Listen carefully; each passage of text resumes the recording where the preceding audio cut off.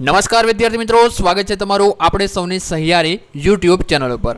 વિદ્યાર્થી મિત્રો, ગુજરાત ફોરેસ્ટ ભરતી 2026 જેના વિશે આજે આપણે વાત કરવાની છે। ખાસ કરી આજે આપણે વનરક્ષક જે ફોરેસ્ટ ગાર્ડ છે એના વિશે આજની ભરતીમાં આપણે વાત કરવાના છે। જગ્યા છે લગભગ 1000 જેટલી જે બહાર પડવા પાત્ર રહેવાની છે।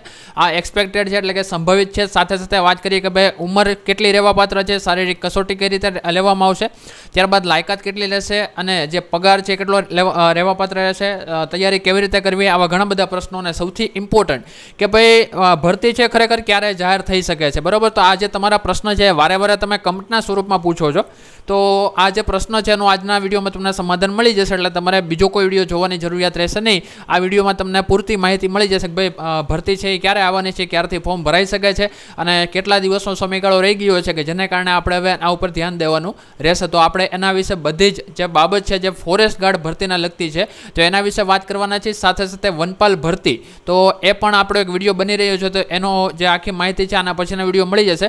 પણ 1000 જેટલી ભરતી છે એમાં વનપાલનો પણ કદાચ સમાવેશ થઈ જાય તો નવાઈ પામશો નહીં। આપણે વાત કરીએ છીએ તમામ પ્રકારની માહિતી। ભરતીની તારીખ જાહેર કે ભાઈ ભરતીની તારીખ જાહેર એટલા માટે કારણ કે આપણી પાસે જે ઇનપુટ આપણે મળેલા છે એના ઉપરથી આપણે એવું કહી શકીએ ભાઈ ભરતીની તારીખ જાહેર। તો જે માહિતી છે એ પૂરેપૂરી જોવાનું રાખજો। ચેનલ ઉપર ન હોય તો ચેનલને સબસ્ક્રાઇબ કરો, બાજુમાં આવતી બેલ આઇકનને પ્રેસ કરો। સાથે સાથે તમે આપણી સાથે ટેલિગ્રામ ઉપર જોડાઈ શકો છો। ટેલિગ્રામનું નામ છે Trigonometry 3, જેની લિંક તમને વિડીયો ડિસ્ક્રિપ્શનમાં મળી જશે। જે પણ લોકો ફોરેસ્ટ એક્ઝામની તૈયારી કરવા માંગે છે એ લોકો માટે ઓલરેડી આપણે ચેનલ ઉપર પ્લેલિસ્ટ આવી ચૂક્યા છે। પ્લેલિસ્ટમાં તમારે ગુજરાતી હોય, વ્યાકરણ હોય, સાથે સાથે તમારે જે ફોરેસ્ટને પોઈન્ટ લગતા જે પ્રશ્નો છે એના ટૂંકમાં જે વિડીયોઝ છે એ બધું તમને ફ્રીમાં મળી જશે, બરાબર? બાકી આપણી પ્લેયર સ્ટોરમાં ચેનલ છે ટ્રિક નોલેજ, તો એનો પણ તમે સંપર્ક કરી ત્યાં એપ્લિકેશન ડાઉનલોડ કરી ત્યાંથી પણ તમે અલગ અલગ ટેસ્ટ આપી શકો છો। વાત કરીએ છીએ એક પછી એક તમામ બાબતની।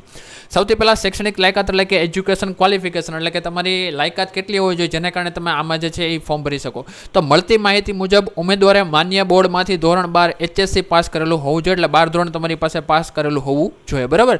અત્યારે જે છે આપણી પાસે આ માહિતી છે, કદાચ બની શકે કોઈ નવો RR આવે અને કોઈ નવા ફેરફાર સુધારા થાય તો ગ્રેજ્યુએશન થઈ શકે, પણ મળતી માહિતી મુજબ અત્યારે 12 પાસ તમારું જે લાયકાત છે રહેવાપાત્ર રહેશે।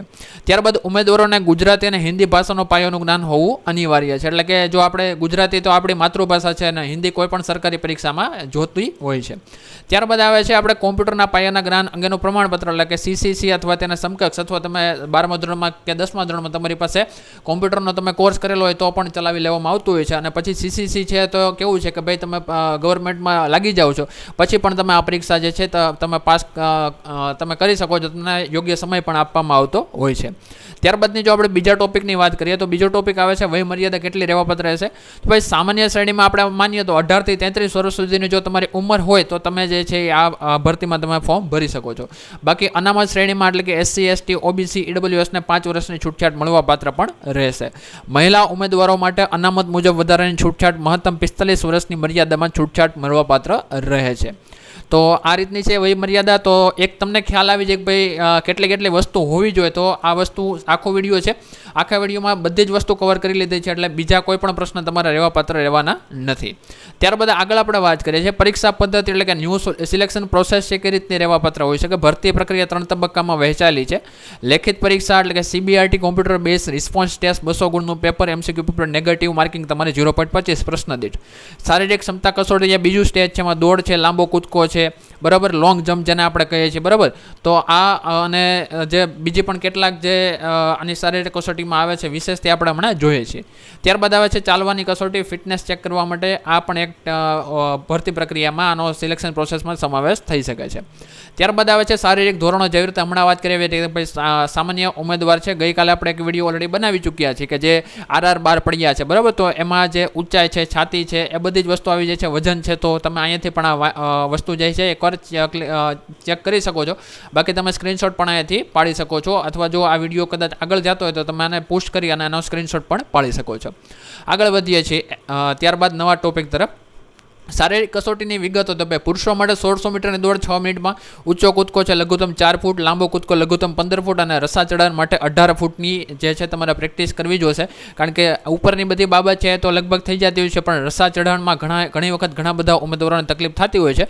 તો જે કોઈ જે આમાં છે ને ખાસ કરીને ગ્રામ્ય લેવલથી જે ઉમેદવારો આવે છે ને એમને તકલીફ થતી હોય છે, તો એક કામ કરવાનું, કારણ કે આપણે સીમમાં હોય તો સીમમાં આપણે જાય, બરાબર? તો ત્યાં ઘણા બધા જે જૂના વૃક્ષો હોય, બરાબર છે? તો એની ઉપર જઈ કોઈ આપણે ચડી શકીએ તો ઠીક છે, બાકી જે છે કોઈ ચડી શકતા હોય તો ત્યાં ઉપર એક દોરડું બાંધી દેવાનું અને ત્યાં જઈ પ્રેક્ટિસ કરવાની, બરાબર. આવા ઘણા બધા ઉમેદવારો છે કે જે ગ્રામ્ય લેવલથી હોય છે અને પછી બહુ જબરી સફળતા મેળવે છે પોતાની જાત સાથે સંઘર્ષ કરી, અને ઘણા બધા ઉમેદવારો છે પોતાનું સપનું જે એને વર્દી પહેરવું છે કે જે એમને કહેવાય ને કે ભાઈ ફોરેસ્ટ ગાર્ડ બનવું છે, બરાબર. કારણ કે ગ્રામ્ય લેવલના જે લોકો છે એમને થોડું ફોરેસ્ટ સાથે વધારે જે વન્ય જીવન છે, પર્યાવરણ છે એની સાથે વધારે થોડું આમ કહેવાય ને એની એક કનેક્શન હોય છે.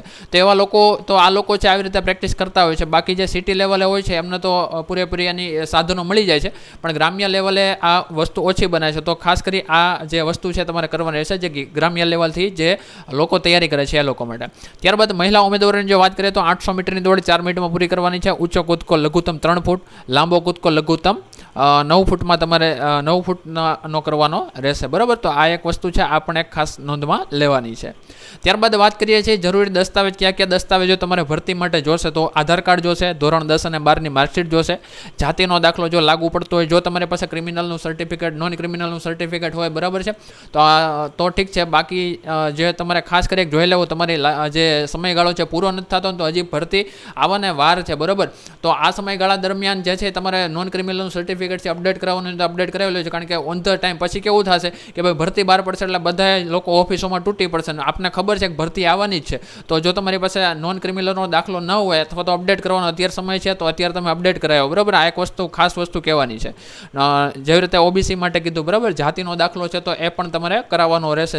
અત્યારે ખબર જ છે કે આપણું જે ટર્મ છે પૂરી થાય છે તો અત્યારે સમય છે તો અત્યારે જે છે સર્ટિફિકેટ કઢાવવાનું રહેશે. ત્યારબાદ પાસપોર્ટ સાઇઝના ફોટા અને સહીનો તમારે જે છે આ બધું અત્યારે રાખી મૂકું, જ્યારે ફોર્મ ભરવા જાઓ ત્યારે આ બધી વસ્તુ સાથે લઈ જવાની રહેશે. પછી આપણે આગળ વાત કરીએ છીએ કે ભાઈ નોટિફિકેશન ક્યારે, એટલે કે ભાઈ મુખ્ય મુદ્દો જેની માટે કદાચ તમે અહીંયા સુધી વિડીયોમાં હશો તો મુખ્ય મુદ્દો છે કે ભાઈ નોટિફિકેશન કઈ તારીખ સુધીમાં આવી શકે અથવા તો કયા મહિનામાં આવી શકે. ઓફિશિયલ હજી કોઈ જાહેરાત નથી, પણ જે આપણી પાસે ઇનપુટ મળેલા છે તેના ઉપરથી ચોક્કસ કહી શકાય કે ભાઈ એક્સપેક્ટેડ ટાઈમ છે જૂન 2026 અથવા એ પહેલાં પણ નોટિફિકેશન આવી શકે. કારણ કે છેલ્લા એક જ વર્ષમાં લગભગ 6 નોટિફિકેશન, કોઈ એક જ ભરતી બાબતે લગભગ 6 નોટિફિકેશન આવેલી છે. તો આ બાબતથી ચોક્કસ કહી શકાય કે ભાઈ હવે ફોરેસ્ટ ગાર્ડની ભરતી જે છે આગી નથી, બરાબર. એક્સપેક્ટેડ ટાઈમ છે કે ભાઈ સંભવિત છે જૂન 2026 સુધીમાં તમારી જે છે ભરતીની નોટિફિકેશન આવી જાય, એ પહેલાં પણ આવી જાય, બરાબર. તો આ જે ઘણા લોકો કહે છે ભાઈ ભરતી પ્રક્રિયા ક્યારે આવશે, તો આ એક વસ્તુ છે, તો આ એક વસ્તુ નોટ કરી લેજો, બરાબર. હવે એના પછી આપણે વાત કરીએ છીએ કે ભાઈ એક્સપેક્ટેડ વેકેન્સી એટલે કે અંદાજે જગ્યા કેટલી આવી શકે, તો 1000+ જગ્યા, બરાબર. જે આપને માહિતી મળી છે ઓફિશિયલ નથી પણ અનઓફિશિયલ એટલા માટે લખેલું છે કારણ કે આ આપણી પાસે માહિતી આવેલી છે, બરાબર. એટલે કે 1000થી પણ વધારે જગ્યા ઉપર જે છે તમારી ફોરેસ્ટની જે ભરતી છે બહાર પડી શકે, જેમાં 2 કેટેગરીમાં ભરતી આવી શકે. એક છે વનરક્ષક જે ફોરેસ્ટ ગાર્ડ છે અને બીજું છે વનપાલ. ત્યારબાદ આપણે વાત કરીએ સેલેરી એટલે કે વેતન, તો 19,950 5 વર્ષ સુધી અને પછી 21,700 થી લઈને 69,100 સુધી, એટલે લેવલ 3 ઉપર તમને પગાર મળી શકે છે. હવે સેલેરી આ રીતની છે જે સરકારી ધારાધોરણના નિયમ છે એ પ્રમાણે જ રહેશે. જ્યારે ફાઇનલ નોટિફિકેશન આવશે ત્યારે બધું લખેલું હશે, પણ અત્યારે આ વસ્તુ ધ્યાન રાખીને ચાલવાનું છે. ત્યારબાદ આવે છે સિલેક્શન પ્રોસેસ. તો અગાઉ આપણે જેવી રીતે વાત કરી ગયા રિટન એક્ઝામ, ફિઝિકલ ટેસ્ટ અને છેલ્લે આવે છે તમારું ડીવી એટલે કે ડોક્યુમેન્ટ વેરિફિકેશન. જે લોંગ જમ્પ છે તો એ પણ અત્યારે ચાલુ કરી દીધું, કારણ કે ઘણા બધા લોકો એવા હોય છે કે જેમને લેખિત થઈ જતું હોય છે પણ ફિઝિકલમાં રહી જતા હોય છે. તો હવે સમય આવી ગયો છે કે ભાઈ બંનેમાં આપણે નિપુણ થવાનું છે. અને ખાસ કરી એક મારે એ પણ વસ્તુ કહેવાની છે કે ભાઈ પાછલા વર્ષના પેપર છે ને ખાસ જોવાનું રાખજો, બરાબર. કારણ કે પાછલા 3-4 વર્ષના પેપર છે ખાસ જોઈ લેવાના છે. સાથે સાથે તમારે GCERT કરી લેવાનું છે, જે આપણે ગુજરાતના જે પાઠ્યપુસ્તક છે ખાસ કરી જોઈ લેવાના છે. સાથે સાથે વન્યને લગતા જે પુસ્તકો છે, બરાબર, માર્કેટમાં ઘણા બધા પુસ્તકો અવેલેબલ છે, પણ ખાસ કરી જે ફોરેસ્ટ ગાર્ડના જે એમના પોતાના પુસ્તકો છે, બરાબર, તો ખાસ કરી એકવાર જોઈ લેજો. વન્ય જીવને બાબતે જો તમને પુસ્તક ન મળે તો આપણી ટેલિગ્રામમાં ઓલરેડી અવેલેબલ છે, બરાબર. તો ત્યાંથી પણ તમને પુસ્તકો મળી જશે બિલકુલ ફ્રીમાં, બરાબર. બાકી ડાયરેક્ટ તમે જઈને ચેક કરી શકો છો. બીજી વસ્તુ છે કે તમે ગૂગલમાં જે અને ગુજરાતી સાહિત્ય પરિષદ છે જ્યાંથી તમને ગુજરાતીનું ઓથેન્ટિક મટીરિયલ મળી જશે, બરાબર. તો એ પણ છે, શબ્દકોશ છે, પછી નર્મકોશ છે, તો આ બધી વસ્તુ તમારે વાંચવાની રહેશે, બરાબર. સાહિત્ય સૃષ્ટિ છે, તો આ જે વસ્તુ છે ને આખા જે ગુજરાતી માટે તમારે પકડ જમાવી તો આ વસ્તુ એકવાર વાંચવાની. તમને કદાચ PDF ના મળે તો વિડીયો નીચે કમેન્ટ કરજો, તો ત્યાંથી પણ તમને જે છે એ PDF મળી જાય. અમે પૂરેપૂરા પ્રયત્ન કરીશું. બાકી તમારે કાંઈ પણ પ્રશ્ન હોય તૈયારી બાબતે કાંઈ પણ, તો તમે પ્રશ્ન પૂછી શકો છો. મળીએ છીએ કોઈ નવા વિડીયોમાં. જય હિન્દ, જય ભારત, વંદે માતરમ.